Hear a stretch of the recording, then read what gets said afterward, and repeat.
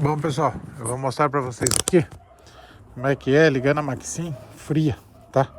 Ela tem uma vibração bem acentuada, certo? Ela tem uma vibração bem acentuada que a gente vê, se você reparar aqui no espelho retrovisor, ela vibra. Então eu não vou sair agora, vou esperar um pouco até a gente abrir o portão que vamos fechar de volta. Porque ela tem que estabilizar um pouco o RPM lá no painel, ó. Ele fica um pouco alto, perto de 2000, tá?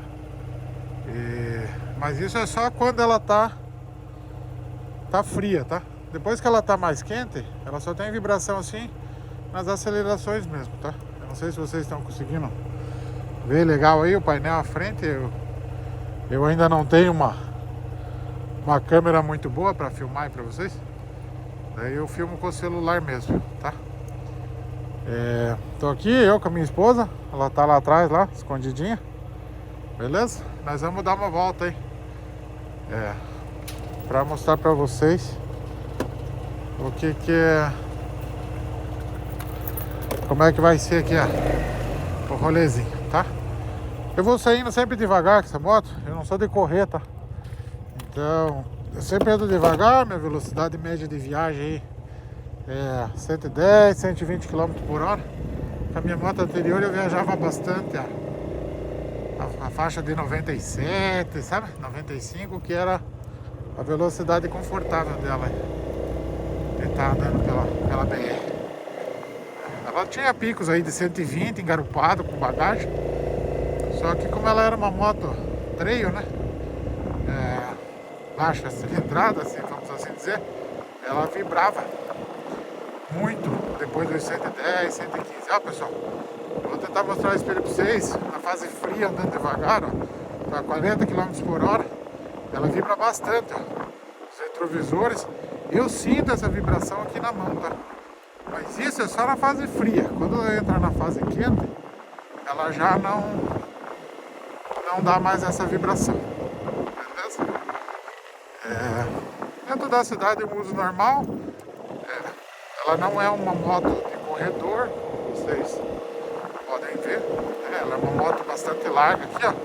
Então ela não é uma moto para se usar em corredor. Eu não trabalho com isso, com motocicleta, com scooter, né? Não trabalho com ela. Então para mim não tem problema ela não ser boa de corredor, entendeu? Ela para mim é o suficiente andando no trânsito aí. Eu ando em horários que não tem pico, né? Ando fora de movimento, assim. Como eu conheço bastante as ruas aqui no bairro onde eu moro, para onde eu vou trabalhar, que eu trabalho aqui na saída de Joinville, né, em São José dos Pinhais. Eu vou daqui para lá e o horário que eu vou, eu já conheço os caminhos aí que não tem muito trânsito, certo? Voltando a falar da scooter, ó, ela começou a esquentar, ela já começa a arrancar bem legal aí no sinaleiro e diminuir a vibração, tá?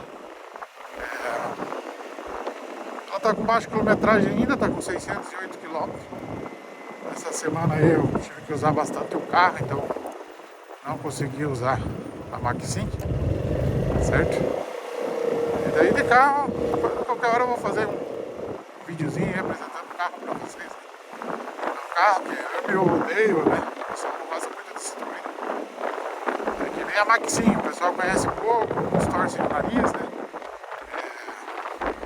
Isso aqui a pessoa às vezes não andou, nunca teve, não, né? Ou ela já teve uma experiência ruim, porque tudo pode acontecer, né? A gente pode comprar um produto novo na concessionária e dar um problema e dar garantia. Eu trabalho com manutenção, com máquinas aí industriais de grande porte, né? Posso dizer uma coisa, pessoal, nada tem garantia de funcionamento, tá? Às vezes chega peça aí de outros países aí, alta tecnologia, e a gente coloca nos equipamentos aí, infelizmente não funciona. Por um componente ruim, por oxidação, né? Por clima, alguns não aferem direito por causa da altitude, né, do local de trabalho, ambiente, temperatura, tudo isso influencia, né? E eu tenho a visão que a motocicleta, o carro, ele segue o mesmo princípio, sabe? É que tudo pode se falhar, né? Todo equipamento falha, o ser humano falha em si, né? Então, não existe a perfeição. Claro que isso não desabona os fabricantes e revendedores da sua responsabilidade de fazer um produto durável, né? É um bem durável, então a gente compra um bem para durar aí. Acredito que a média do Brasil seja de 10 a 15 anos aí, né? É uma coisa que o pessoal peca às vezes na manutenção. Tá? Eu falo bastante nisso, porque eu tenho um pouco de conhecimento, então, cara, manutenção tem que ser direto, sabe? Tem que ser certa, tem que respeitar a recomendação do fabricante. A gente tem muita tecnologia hoje em dia, a gente tem muitas borrachas, vedações, retentores, rolamentos, que se precisa de um aditivo específico no óleo, por exemplo. Entendeu? Então dentro do óleo tem que vir aquele aditivo para aquele motor ou para aquele sistema mecânico, né? Ou elétrico que seja. Tem que vir aquele aditivo específico, tá? Tem alguns carros aí dos motores 3 cilindros, eu tive lendo algumas reportagens aí que ele tem uma correia dentada de borracha interna, né? Banhada a óleo. O que acontece? O pessoal põe o óleo com a especificação errada, ele não é um óleo para borracha, ele agride a borracha, né?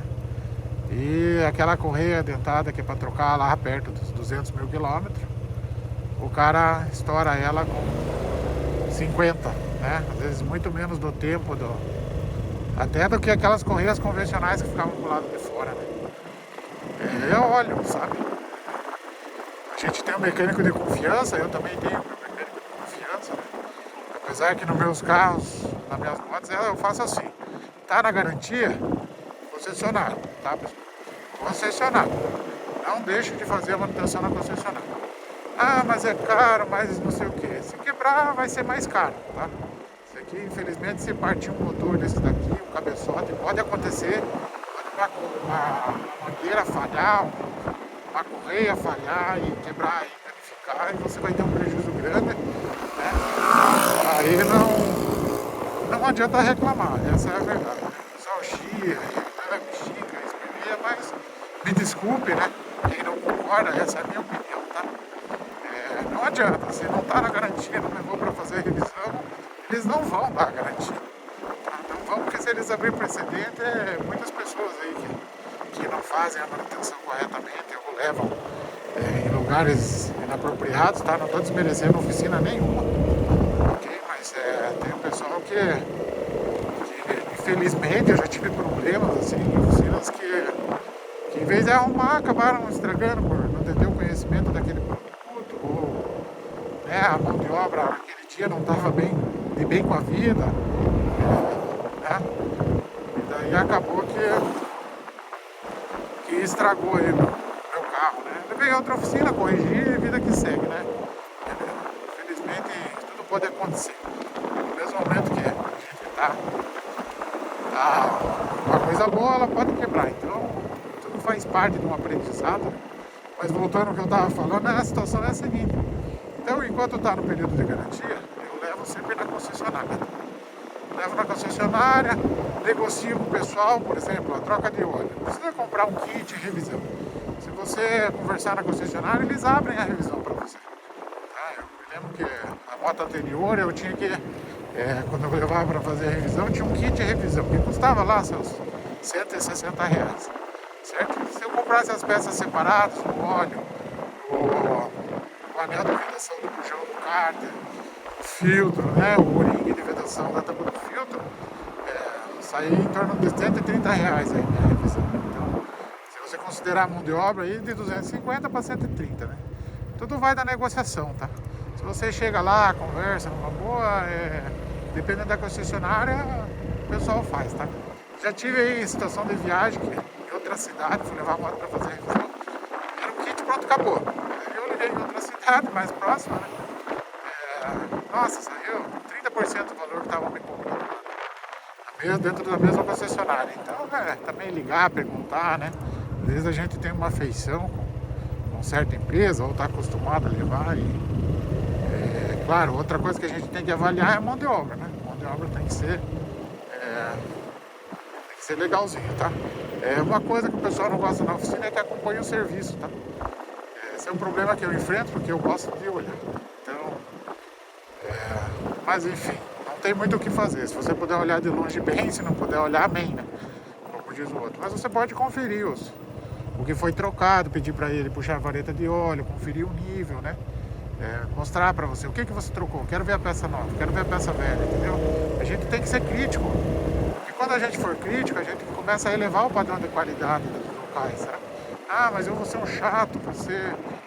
vai ser um chato. Eu comprei um produto de 37 mil reais, às vezes um carro aí que hoje tá tudo para cima de 60, né? Pô, eu não tenho 60 mil assim pra sair comprando um carro e deixar ser chamado de chato. Então, eu compro mesmo, tá na garantia, eu levo, deu barulho, eu levo. Que é para o pessoal, eles me verem, eles falam, pô, tá lá vem o Juliano.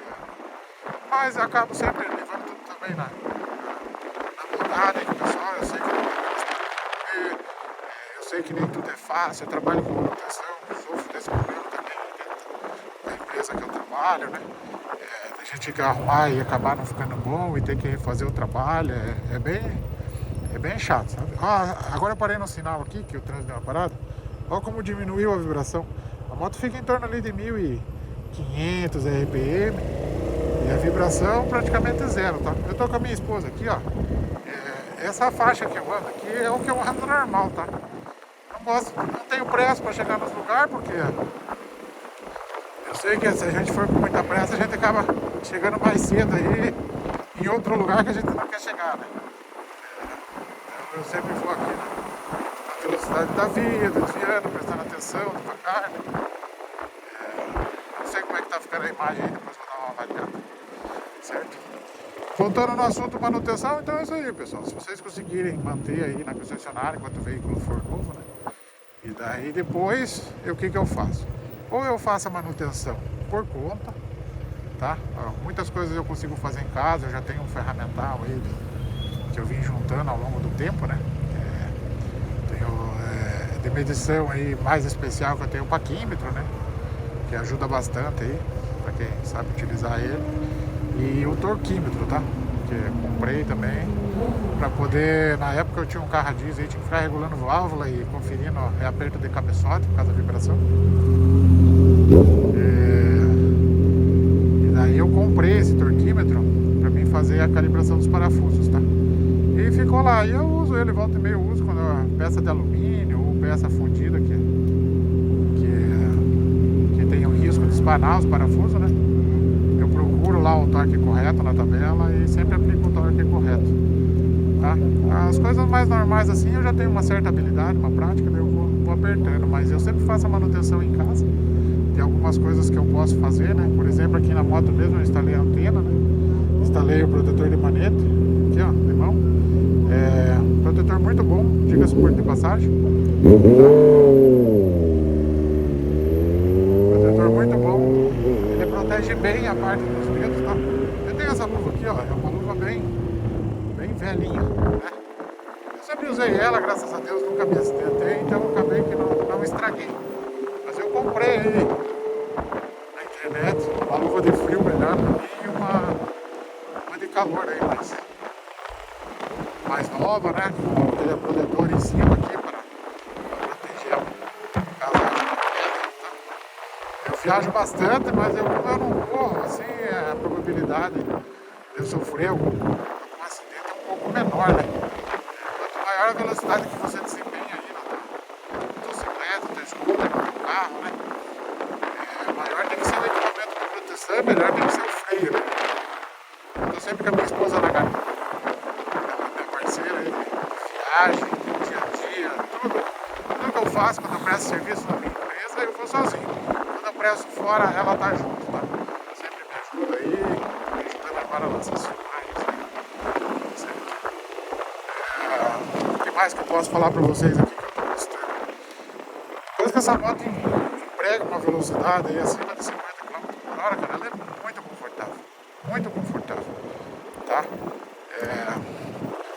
viajei, quando eu vim lá da Eleton Motos, de Maringá para Curitiba, eu viajei e eu tenho até uma foto, eu vou colocar para vocês aí no vídeo. A gente parou num Sigpar aí que tava na estrada e minha esposa nem da moto desceu, sabe? Daí eu não falei nada pra ela, fiquei quietinho, porque um dos problemas que eu tinha nas minhas viagens aí de moto era o conforto, sabe? Era o conforto. Então, pra vocês terem uma ideia, eu fui nessas casas ortopédicas e comprei duas daquelas almofadas quadradas de ar, sabe? Coloquei na moto, uma pra mim e uma pra ela. Porque o conforto, vou falar pra vocês, é terrível. Eu tive uma Teneré, Teneré é exportável, né? O banco original. São bem poucas as pessoas que suportam e gostam daquele banco. Mas eu tive uma Teneré e a Teneré, o banco dela é super duro. Então o que eu fiz na Teneré? Eu comprei um banco do Pedrinho, sabe? Comprei um banco do Pedrinho, coloquei lá na Teneré e a gente viajava aí, eu com ela usando o banco do Pedrinho, feito por peso e tal, tudo mil maravilha. Eu tive que vender a moto, porque eu fiz uma negociação aí e vendi a moto, tá? Vendi a moto para um conhecido do primeiro dono, ela já era uma moto que eu comprei usada, lá de Campo Largo, e vendi, nossa, aquela moto era super boa, tá? Vou ficar falando dela aqui também, que ela já saiu de linha, né? Passou. Mas enfim, era uma moto boa, eu tinha o banco do Pedrinho. Depois das outras motos, eu não tive mais o banco do Pedrinho, porque é muito cara a aquisição, sabe? E daí a gente ficou na adequação. Porque daí eu vendi a Teneré, ela saiu de linha, né? A Teneré saiu de linha. Então não tinha mais Teneré, quando eu fui comprar moto de novo, já não tinha mais a Teneré no mercado, certo? Eu tive que partir para outra marca aí, que eu não encontrei mais nenhuma igual. Eu não sou muito fã da Lander aí, quem vai me indicar a Lander, tá? Eu não acho ela legal assim, pra mim não. Eu dei uma volta, experimentei ela, mas não ficou legal, sabe? Aí eu tive aí mais umas duas motos aí, nesse intervalo, entre a Teneré e essa aqui, né?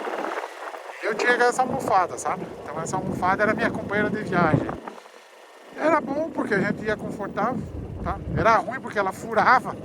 Às vezes pegava a pedrinha, a gente ficava sentado em cima e ela furava. E daí tinha que arremendar aí com cola e tal, e demorava um tempo.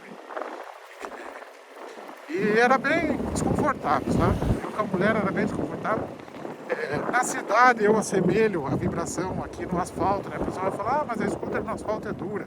Realmente, concordo, sabe? Mas na minha percepção ela se assemelha muito a uma Twister, certo? Que eu tive aí. Tive uma Twister 2021, se não estou enganado, 250F, né?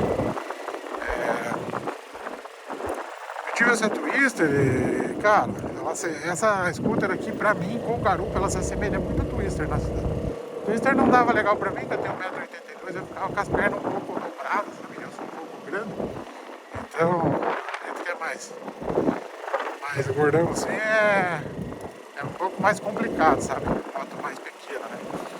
E daí eu ficava bem desconfortável. Então, de conforto na cidade aqui, apesar que eu tento desviar bem os buracos, o conforto dela eu assemelho na cidade com a Twister, tá? Então, com a regulagem traseira da mola, no ajuste 3, tá?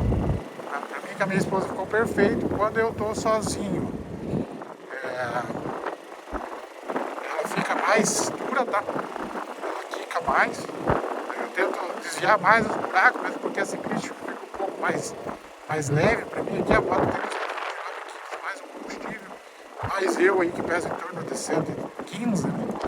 Aí mais a minha esposa, então fica um pouco pesada a ciclística dentro da cidade, mas com ela fica mais macio, tá?